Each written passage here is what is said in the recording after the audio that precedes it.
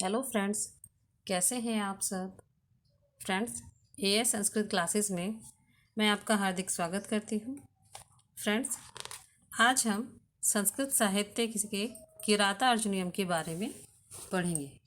अपने वीडियो को स्टार्ट करने से पहले मैं आपसे रिक्वेस्ट करती हूँ कि आप हमारी इस वीडियो को लाइक एंड शेयर कर दीजिए और जो भी हमारे इस चैनल पर नए हैं वो हमारे चैनल को सब्सक्राइब कर दीजिए, जिससे कि हमारी आने वाली न्यू वीडियोस के नोटिफिकेशन आप तक जल्द से जल्द पहुंच सके।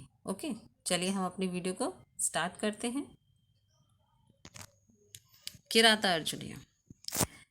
इस वीडियो में किराता अर्जुनीयम के प्रथम सर्ग से रिलेटेड कुछ प्रश्न लिए गए हैं और इसमें भारवी के जीवन के बारे में भी बताया गया है। देखिए, हमारा पहला प्रश्न है, किराता अर्जुनीयम के रचनाकार कौन हैं? तो किराता अर्जुनीयम के रचनाकार हैं भारवी। अगला प्रश्न है, भारवी के बचपन का नाम क्या था? तो भारवी के बचपन का नाम दामोदर था। भारवी किस राजा के समकालीन थे? भारवी जो हैं वह राजा भोज के समकालीन थे।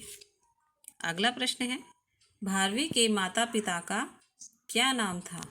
तो जो भारवी थे उनकी माता का नाम था सुशीला और पिता का नाम था श्रीधर। जो इनके पिता थे वह उच्च कोटि के विद्वान थे। भारवी की पत्नी का क्या नाम था? भारवी की पत्नी का नाम था रसिकवती, या जिसे रसिका भी कहते हैं। अगला प्रश्न है, भारवी की एकमात्र रचना कौन सी है? तो भारवी की जो एकमात्र रचना है वह है किराता अर्जुनीयम। अगला प्रश्न है, भारवी को किस उपाधि से विभूषित किया गया? भारवी को आदपत्रिक उपाधि से विभूषित किया गया था। अगला प्रश्न है, भारवी किसके सभा पंडित थे? तो भारवी जो हैं वह पुलकेशन दूत्य के अनुज, जो छोटे भाई थे उसके विष्णुवर्धन, उनके सभा पंडित थे। भारवी का जन्म समय क्या है? भारवी का जो जन्म समय है वह 615 के आसपास माना जाता है, मतलब 6ठी शताब्दी में ही इनका जन्म हुआ था। अगला प्रश्न है, भारवी किस पक्ष के कवि थे? तो भारवी कला पक्ष के कवि थे। अगला प्रश्न है, मल्लीनाथ ने भारवी के वचन को किसके समान बताया है? तो जो मल्लीनाथ हैं उन्होंने भारवी के वचन को नारिकेल फल संहिता वचा, अर्थात नारियल के फल के समान बताया है। अगला प्रश्न है, भारवी किस संप्रदाय से थे? तो भारवी शैव संप्रदाय से थे, ये शिव की पूजा करते थे। अंत में भारवी किसके दरबारी कवि थे? अंत में जो भारवी हैं यह पल्लव वंशी सम्राट सिंह विष्णु के दरबारी कवि थे। अगला प्रश्न है, भारवी के पुत्र का क्या नाम था? तो भारवी के पुत्र का नाम था मनोरथ। नेक्स्ट प्रश्न है, भारवी का नाम कालिदास के साथ किस शिलालेख में मिलता है? तो जो भारवी हैं उनका नाम कालिदास के साथ ऐहोल शिलालेख में मिलता है। भारवी का प्रिय छंद कौन सा है? भारवी का प्रिय छंद वंशस्थ छंद है। किराता अर्जुनीयम के प्रथम सर्ग में भी इन्होंने अपना पूरा जो प्रथम सर्ग है वह वंशस्थ छंद में ही लिखा है। सिर्फ लास्ट के जो 2 श्लोक हैं उसमें मालिनी और पुष्पिताग्र छंद है, नहीं तो 44 के 44 छंद जो हैं वह वंशस्थ छंद में ही लिखे हैं इन्होंने। अगला प्रश्न है, भारवी किस मार्ग के प्रवर्तक माने जाते हैं? भारवी विचित्र मार्ग के प्रवर्तक माने जाते हैं। नारिकेल सम्मति वचा ऐसा किस कवि के विषय में कहा गया है? तो ऐसा किसके विषय में कहा गया है? ऐसा कहा गया है भारवी के विषय में, जो मल्लीनाथ ने कहा है। अगला प्रश्न है, किराता अर्जुनीयम में कितने सर्ग हैं? फ्रेंड्स, किराता अर्जुनीयम में 18 सर्ग हैं। यह एक महाकाव्य है जो कि वृहत्रयी के अंतर्गत आता है। अगला प्रश्न है, किराता अर्जुनीयम का कथानक कहाँ से लिया गया है? तो किराता अर्जुनीयम का कथानक महाभारत के वन पर्व से लिया गया है। अगला प्रश्न है, पांडवों को कितने वर्ष का वनवास मिला? तो पांडवों को टोटल 13 वर्ष का वनवास मिला था, जिसमें से 12 वर्ष का उन्हें वनवास करना था और 1 वर्ष का अज्ञातवास उन्हें करना था। पांडव किस वन में रह रहे थे? पांडव द्वैत वन में रह रहे थे, जहाँ पर वनेचर युधिष्ठिर से मिलने के लिए आता है। अगला प्रश्न है, किराता अर्जुनियम के प्रारंभ में किस शब्द का प्रयोग हुआ है? तो किराता अर्जुनियम के प्रत्येक सर्ग के प्रारंभ में श्री शब्द का प्रयोग हुआ है। भारवी जी ने किराता अर्जुनियम के 18 सर्गों की जो शुरुआत की है वह श्री शब्द के साथ की है। अगला प्रश्न है, किराता अर्जुनियम के प्रत्येक सर्ग के अंत में किस शब्द का प्रयोग हुआ है? तो प्रत्येक सर्ग के अंत में भारवी जी ने लक्ष्मी शब्द का प्रयोग किया है।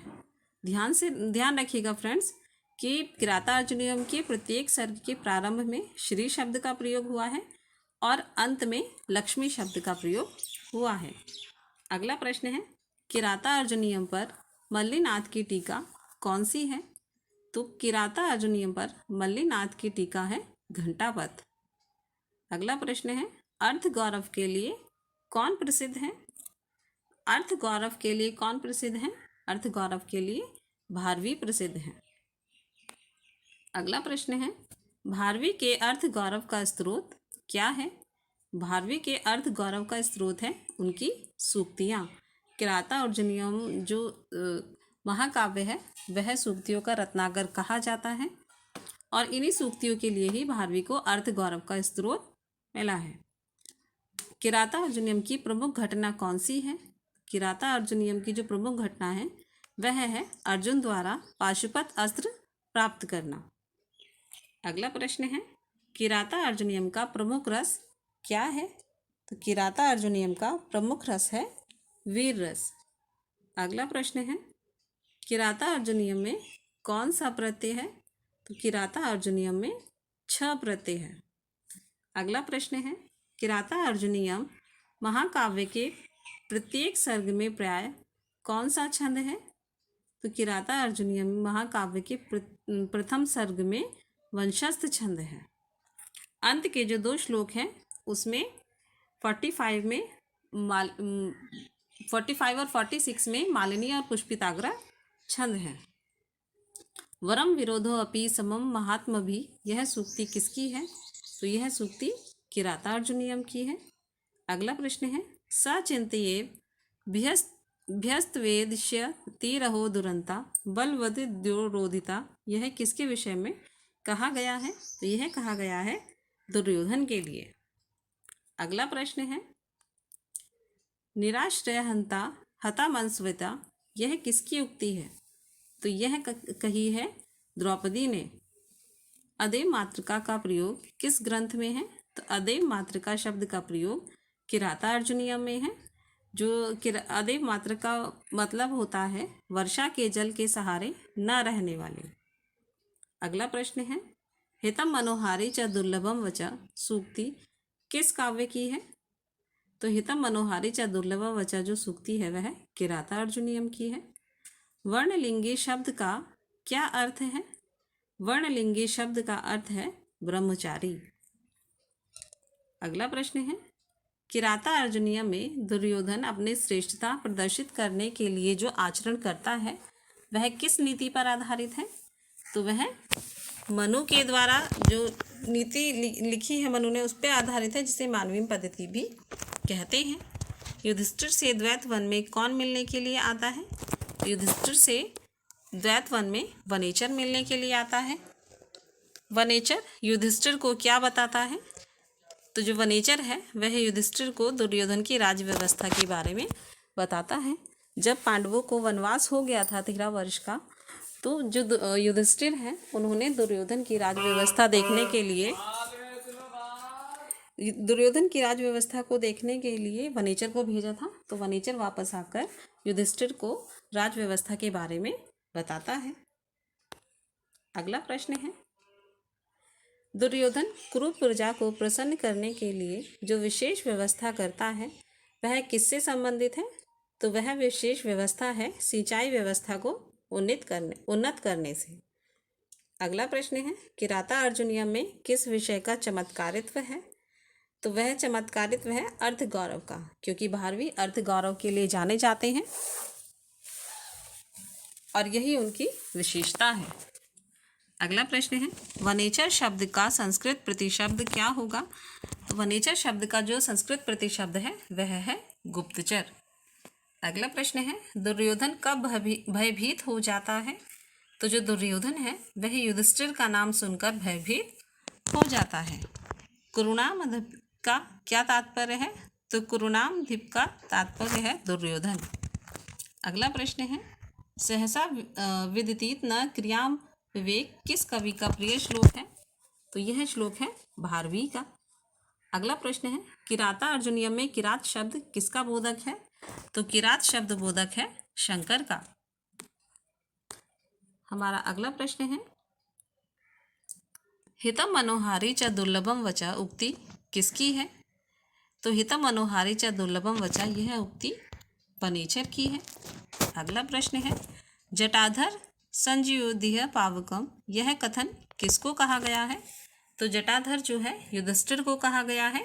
जब वनेचर के जाने के बाद जब युधिष्ठिर द्रौपदी से बात करते हैं तो उस समय द्रौपदी जो है उन्हें उकसाने का प्रयास करती है और वह कहती है कि आप जो है अपनी जटाओं को बढ़ा लीजिए और साधु बन जाइए, क्योंकि क्षत्रिय अब आपका का कार्य नहीं रह गया है। प्रविश्य कृष्णा सदनम महीभुजा में कृष्णा का क्या तात्पर्य है? तो कृष्णा का तात्पर्य है द्रौपदी से। अगला प्रश्न है भवंती मायाविषु ये ना मायाविना पंक्ति का भाव साम्य क्या है? तो इस पंक्ति का अर्थ है जैसे के संग तैसा, और यह उक्ति कही है द्रौपदी ने। अगला प्रश्न है वरम विरोधो अपि समम महात्मा भी यह उक्ति किसने कही है? तो यह उक्ति कही है वनेचर ने। अगला प्रश्न है किराता अर्जुनियम का नायक कौन है? किराता अर्जुनियम का नायक है अर्जुन। अगला प्रश्न है भारवी के काव्य मार्ग को क्या कहा जाता है? भारवी के काव्य मार्ग को विचित्र मार्ग कहा जाता है। अगला प्रश्न है तवाभिधानाद्वते नतानन दुहु सन्मान मंत्र पदादि वो राग, इसमें नतानन शब्द का प्रयोग किसके लिए किया गया है? तो नतानन शब्द का प्रयोग किया गया है सुयोधन यानी कि दुर्योधन के लिए, और दुर्योधन को सुयोधन भी किराता अर्जुनियम में कहा गया है। वृकोदरा किसे कहा गया है? वृकोदरा कहा गया है भीम को। अगला प्रश्न है मनु के द्वारा बताई गई पद्धति को क्या कहते हैं? तो मनु के द्वारा बताई गई पद्धति को मानवीय पद्धति कहते हैं। अगला प्रश्न है ना बाधते अस्य त्रिगणः परस्परम सूक्ति कहाँ से उद्धृत है, अर्थात कहाँ से ली गई है? तो यह ली गई है किराता अर्जुनियम से। अगला प्रश्न है कृषि बल से क्या तात्पर्य है? तो कृषि बल से तात्पर्य है किसान से। सप्तवर्ण वृक्ष की पुष्प की गंध को क्या कहते हैं? तो जो सप्तवर्ण वृक्ष होता है उस पुष्प की गंध को अयुग्म छदगंधी कहते हैं। अगला प्रश्न है अहो दुरंता बलवद विरोधिता सूक्ति किसके लिए कथित है? तो यह सूक्ति दुर्योधन के लिए कथित है। अगला प्रश्न है नारी समया में समया से क्या तात्पर्य है? तो समया से तात्पर्य है मर्यादा से।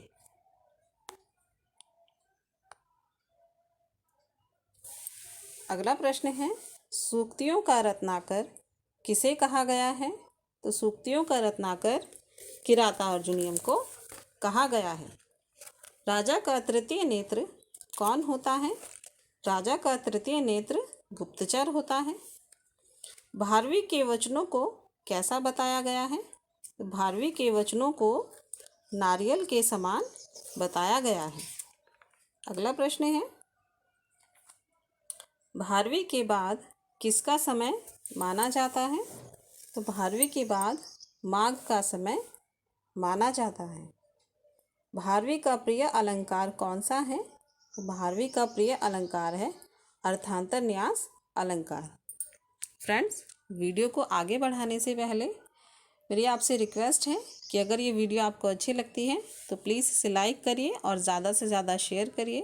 और जो भी हमारे इस चैनल पर नए हैं वह हमारे इस चैनल को सब्सक्राइब कर हमारी आने वाली न्यू वीडियोस की नोटिफिकेशन जल्द से जल्द प्राप्त कर सके, जो सबसे पहले आपके पास तक पहुंच सके। इसीलिए हमारे इस चैनल को सब्सक्राइब कर लीजिए और हमारी वीडियो को लाइक कर दीजिए।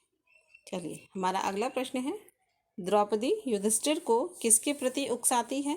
तो जो द्रौपदी है वह युधिष्ठिर को दुर्योधन के प्रति उकसाती है। भारवी के काव्य में किस अलंकार की प्रमुखता है? भारवी के काव्य में चित्रालंकार की प्रमुखता है। अगला प्रश्न है, किराता अर्जुनियम का मंगलाचरण कैसा है? तो किराता अर्जुनियम का मंगलाचरण वस्तु निर्देशात्मक है। किराता अर्जुनियम किस विधा का काव्य है? किराता अर्जुनियम महाकाव्य है। अगला प्रश्न है, किराता अर्जुनियम के प्रथम सर्ग में किस नारी का उदात्त चरित्र वर्णित है? तो किराता अर्जुनियम के प्रथम सर्ग में जो नारी का वर्णन जिसका किया गया है वह है द्रौपदी। अगला प्रश्न है, वनवास काल में कठोर भूमि पर कौन सोते हैं? वनवास काल में कठोर भूमि पर नकुल और सहदेव सोते हैं। अगला प्रश्न है, वनेचर हस्तिनापुर किस वेश में गया था? तो जो वनेचर है वह हस्तिनापुर ब्रह्मचारी के वेश में गया था। अवंती सुंदरी कथा के अनुसार भारवी कहाँ के रहने वाले थे? तो अवंती सुंदरी कथा के अनुसार जो भारवी हैं वह दक्षिण भारत के रहने वाले थे। किराता अर्जुनियम के दुर्योधन को क्या कहते हैं? मतलब किराता अर्जुनियम में जो दुर्योधन है उसे और क्या कहा गया है? तो उसे कहा गया है सुयोधन। अगला प्रश्न है, वांछनीय पद में कौन सा प्रत्यय है? तो वांछनीय पद में प्रत्यय है अनियर प्रत्यय। अगला प्रश्न है, स किम सखा साधु न शास्ति यो अधिपम, यह वाक्य किसने कहा है? तो यह वाक्य कहा है वनेचर ने। अगला प्रश्न है, किराता अर्जुनियम में कौन अपने पुरुषार्थों का विस्तार कर रहा है? तो कौन है जो अपने पुरुषार्थों का विस्तार कर रहा है और प्रजा को प्रसन्न कर रहा है? तो वह है दुर्योधन। तो दुर्योधन के द्वारा अपने पुरुषार्थों का विस्तार हो रहा है। प्रवृत्ति सारा खलु मादृशाम गिरह, कौन किससे कह रहा है? ये जो सूक्ति है प्रवृत्ति सारा खलु मादृशाम गिरह, ये कौन किससे कह रहा है? तो ये कह रहा है वनेचर युधिष्ठिर से। अगला प्रश्न है, वनवास काल में अर्जुन जंगल से क्या लाकर युधिष्ठिर को प्रदान करते हैं? वनवास काल में अर्जुन जो हैं जंगल से वल्कल वस्त्र लाकर युधिष्ठिर को प्रदान करते हैं। अगला प्रश्न है, किराता अर्जुनियम में युगल भ्राता के रूप में वर्णन किसका है? तो किराता अर्जुनियम में जो युगल भ्राता हैं, जो जुड़वा भाई हैं, वह हैं नकुल और सहदेव। अगला प्रश्न है, घनंती पद में कौन सी धातु है? तो घनंती पद में धातु है हन धातु। अगला प्रश्न है, भवंती माया विषु ये न मायना, कि ये किसने किससे कहा है? तो ये कहा है द्रौपदी ने युधिष्ठिर से कि जैसे कि संग हमें तैसा करना चाहिए। अगला प्रश्न है, वनेचर की बात सुनने के बाद युधिष्ठिर कहाँ पहुँचे?